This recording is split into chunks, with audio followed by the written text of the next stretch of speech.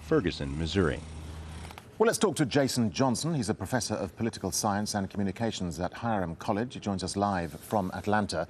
Jason Johnson, when we spoke to many of the residents of Ferguson, they all echoed the same thing, that they've been facing police brutality for years. That's nothing new.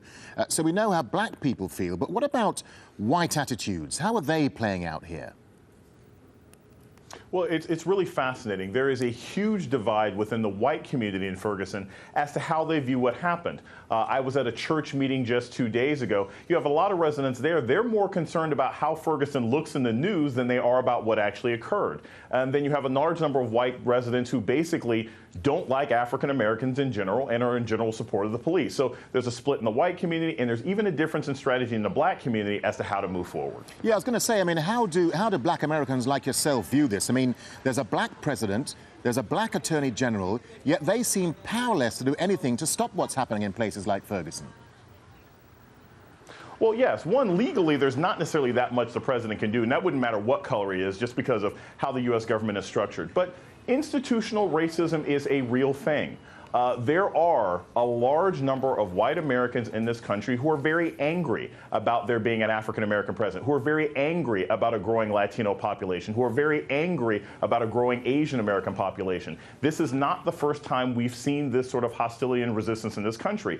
Hate crimes have actually gone up in the United States since Barack Obama was elected president. So as an African-American, I see this not only historically, but empirically. There is data that shows that the hostility has increased, even though many Americans are happy that Barack Obama is president. Do you think, Jason, that the reporting of police brutality has changed? I mean, even though there are many high-profile cases, is the federal government doing more to investigate and prosecute police officers who cross the line?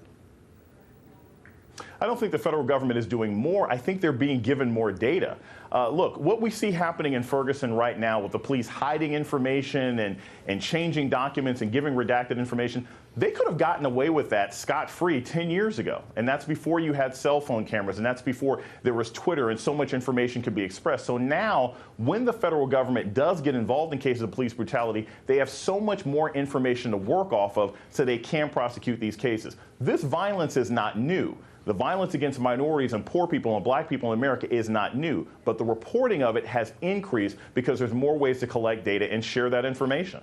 The problem is, though, there's nothing stopping another incident like this happening in Ferguson or anywhere in America next week. How can this be stopped, and how do you include everyone, black or white, in the debate going forward?